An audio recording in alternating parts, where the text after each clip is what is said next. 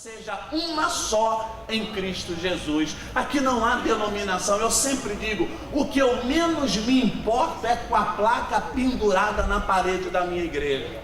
A minha maior preocupação é a vida que levamos do lado de dentro dessa igreja. A unidade, a missão que nós temos no reino de Deus, isso que é importante. Denominação não há. Quando Jesus disse que ele virá buscar a igreja, ele estará falando exatamente aqui, olha, de um povo unido em Cristo Jesus e na sua palavra. Amém, amados? Há um ditado popular que diz: falar com um ou com o outro é a mesma coisa. Quantos aqui já ouviram esse ditado? Falar com um, falar com o outro é a mesma coisa. Exatamente isso que nós temos que ter na nossa vida.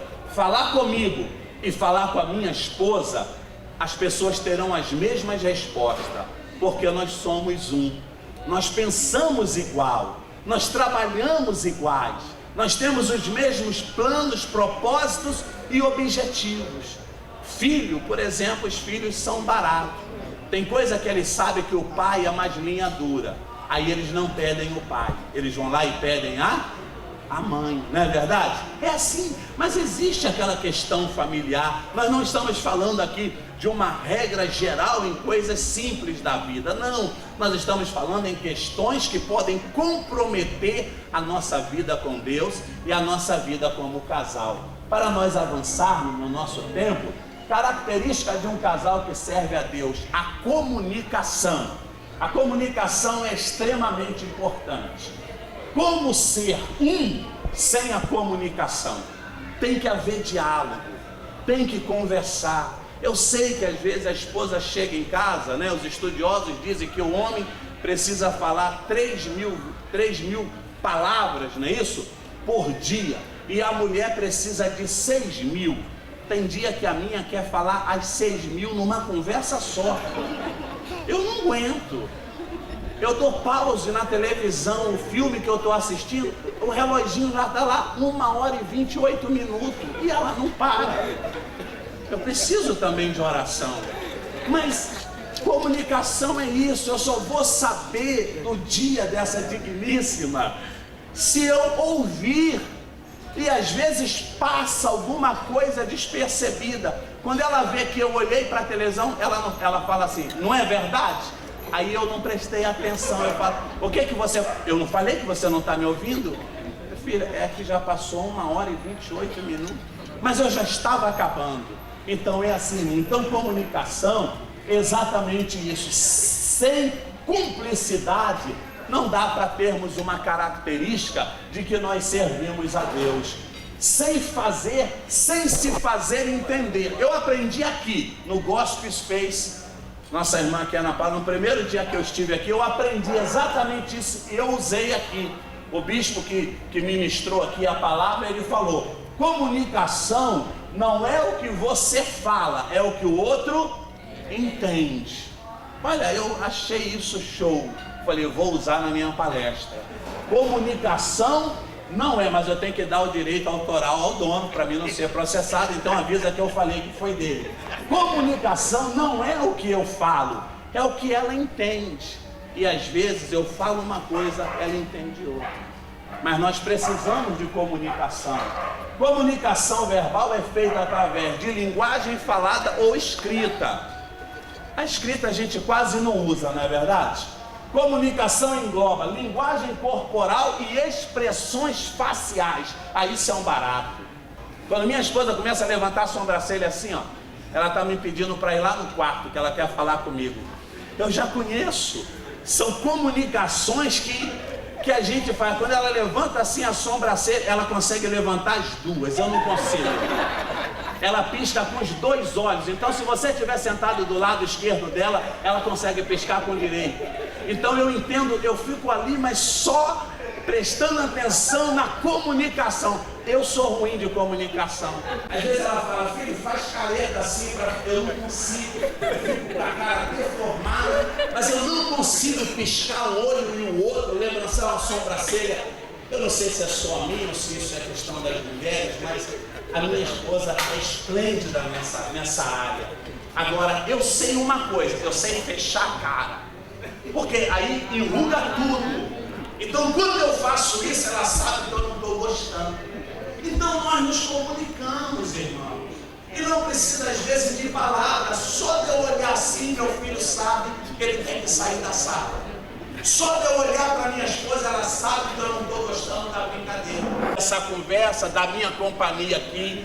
Então, porque não dá para falar tudo, não é verdade? Nós temos que ter o domínio emocional. E às vezes essas coisas acontecem dentro da igreja. Tem aquele irmãozinho, né? Que às vezes ele não sabe o seu limite. Nós vamos falar também sobre isso um pouquinho mais à frente. Minha esposa está monitorando o meu tempo aqui. Louvado seja Deus. Oi? Oi, Jesus querido. Olha, uma característica de um casal que serve a Deus é a renúncia. Olha só, unidade, comunicação e renúncia. A palavra renúncia foi a palavra que mais surtiu efeito no meu casamento. Foi a primeira palavra como cristão que eu aprendi em relação ao meu casamento. Porque eu aceitei Jesus, vim com todos os costumes do mundo, as suas manias, o seu machismo, e mesmo estando na igreja, amando a Deus, eu fazia aquilo que eu tinha aprendido com meus tios, com meus irmãos, e às vezes eu até falava de uma maneira muito grossa com a minha esposa na frente das pessoas, na porta da igreja. Eu era assim, um cavalão, né? Era essa maneira de me definir. Eu era um cavalo de ignorância. Exatamente o que você faz comigo. Quando ela falou assim, acendeu aquela luz. Eu falei, né? A gente não vai falar também que não, né? Aí, o irmão Flávio, vem aqui, já. Mas aí um dia o pregador falou que casamento é renúncia. E eu aprendi essas coisas. Olha, renúncia é abrir mão das minhas vontades para vê-la feliz. Como isso às vezes acontece? Eu não quero ir na casa da sogra, mas para agradá-la eu vou. Isso é renúncia. A minha relação com ela é esplêndida. Eu acho que tem o quê? Uns 3 anos que eu não a vejo, né? Isso, 3 anos que a gente aí na obra missionária, que eu não vejo a minha sogra. E nesse período a nossa amizade vai tudo bem. Então renunciar é isso. Mesmo quando ela não quer ir, ela vai para me agradar. Mas antes eu é que determinava, ela tem que ir, e quando ela me pedia, eu vou se eu quiser. Eu sou macho nessa história, meu irmão. Quem manda sou eu. Essa é a minha cultura. Mesmo estando na igreja, eu não me desloquei, eu não me descolei da cultura do mundo. Até que eu aprendi que o cabeça é a quem Deus pede conta, que obedecer, né, minha filha? Você tem uma frase, qual é que você fala da mulher? Obediência é o quê? Você lembra dessa frase? Vai lembrar isso, lembra aí, depois você fala. Então nós temos aqui, olha, eu não quero ir em determinada festa, mas porque ela ou ele tanto quer, eu vou. Olha, quando o pregador falou isso, eu aprendi naquele dia, a mensagem foi para mim. Sabe, é só eu que mandava. Ela não tinha vontade, ainda tinha, mas não podia botar em exercício, porque eu suspendi os recursos, né? Então eu aprendi que casamento é renunciar ao meu eu. Tem dia que eu não quero. Olha, eu sou assim, eu não gosto de sair muito. Minha esposa, se deixar, ela só vive na estrada. Ou pensa numa mulher que gosta de sair, gente. Essa moça, essa senhora linda, ela gosta de sair. Acabou de chegar em casa, salto alto, perna inchada. Se alguém falar, fulana, vem aqui tomar um café, sabe quem está aqui? Ela olha para mim e fala, filho, vamos, filha, pai, não aguento. Às vezes acompanhá-la, ela gosta de sair demais, gente. Eu gosto de ficar em casa, descansar, ler meus livros. Eu sou um pouco mais tranquilão nessa área, mas ela gosta de shopping, de cinema. É difícil, mas eu aprendi que casamento é renúncia. E para mim vê-la feliz, é lógico, toda regra tem o quê? Exceção, não é verdade? Às vezes os recursos não permitem, às vezes o compromisso do dia seguinte não permite, mas eu sou mais paradão e ela gosta de sair. Então facilitou muito para ela depois que eu aprendi a palavra de Deus. Nós vamos falar também sobre isso um pouquinho mais à frente. Alguns podem ser, ou seja, alguns podem ter usado esse recurso para estar aqui hoje no Gospel Space, sim ou não? Às vezes alguns maridos aqui não queriam vir, sim ou não? Algumas esposas, já não é verdade? Vamos aplaudir ao nosso Deus, olha aí. Alguns devem ter usado esse recurso para estar aqui hoje no Gospel Space. Por quê? Porque sabe renunciar, é ou não é verdade? Até mesmo porque depois a vitória é nossa, não é verdade? Então é assim. O mesmo serve para o shopping, para o cinema, para a praia, né? Nós precisamos aprender a renunciar.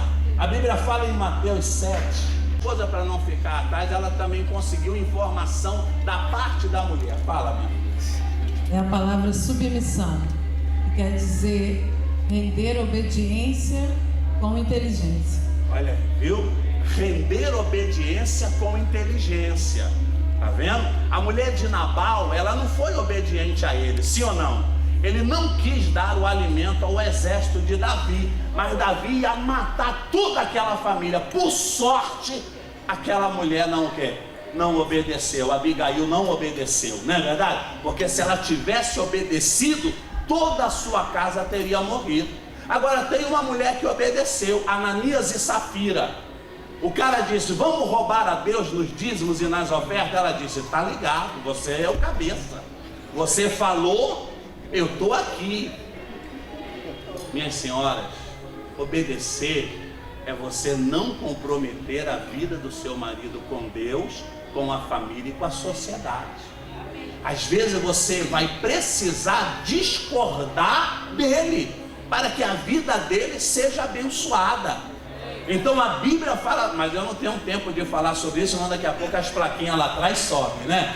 Olha só, Mateus 7,12 diz assim, portanto, tudo que vos queres que os homens vos façam, fazei também a eles. Então a Bíblia dá esse ensinamento, que o que você quer receber, você também deve o quê? Deve dar, é igual carinho, é ou não é verdade? É igual respeito. Então nós temos que obedecer. Gálatas 6,7, a Bíblia diz que de Deus ninguém zomba, não pode enganar. Tudo que você plantar, isso você também o quê? Ceifará. Então quando você planta renúncia, quando você planta perdão, quando você planta companheirismo, você vai receber isso da sua esposa ou do seu marido, amém? Uma característica de um casal que serve a Deus, constrói barreiras de proteção. Isso aqui é muito importante. Constrói barreiras de proteção. Existem áreas da nossa vida que nunca, jamais deve ser invadida. Um casal que serve a Deus, que tem característica de que serve a Deus, deve construir barreiras de proteção na sua casa e no seu casamento. Por exemplo, vida sexual do casal deve ser protegida. Você não deve aguçar a curiosidade dos outros com elogios. Ah, minha mulher, nossa, é um furacão. Ah, meu marido, nossa, que homem bom de cama. Construa barreiras de proteção na sua casa. Você não deve participar da sua vida íntima com ninguém, mesmo que seja a sua família. Existem algumas exceções que devem se considerar, mas é um conselho de Deus para a nossa vida. Nós devemos proteger com essas informações, nem elogiar e nem denegrir. Ah, não era aquilo que eu pensava. E aí a sua mulher, fraquinha. Nós não devemos fazer isso, irmão.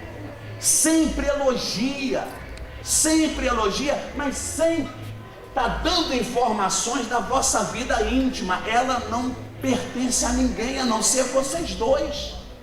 Tem muita gente que ouve, a Bíblia diz que o diabo está sempre ao nosso derredor.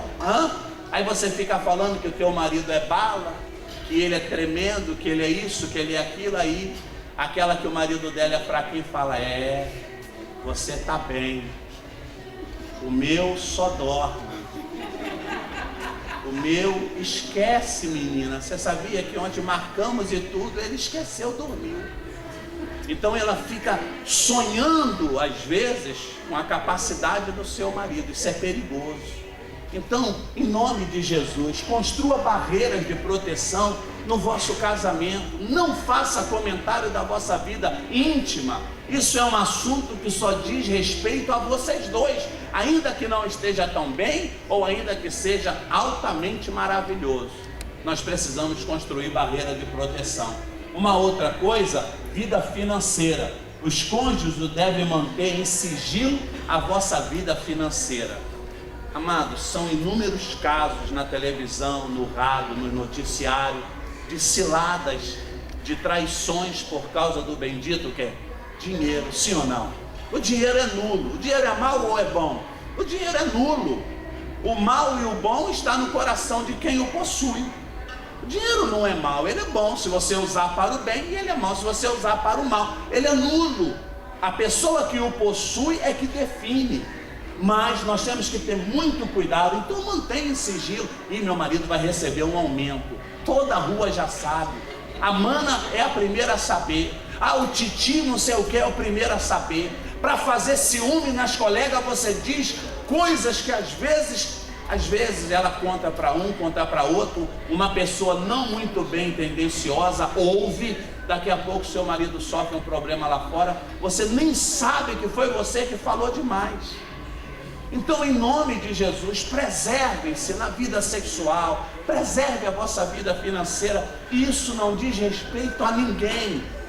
O marido deve ser transparente com a sua esposa, mas nós não podemos contar isso para ninguém. Quero deixar essa breve palavra aqui, Isaías 39, versículo 4, 5 e 6, diz assim: E disse ele, que foi que viram em tua casa? E disse Ezequias: viram tudo quanto há em minha casa, coisa nenhuma há nos meus tesouros que eu deixasse de lhe mostrar.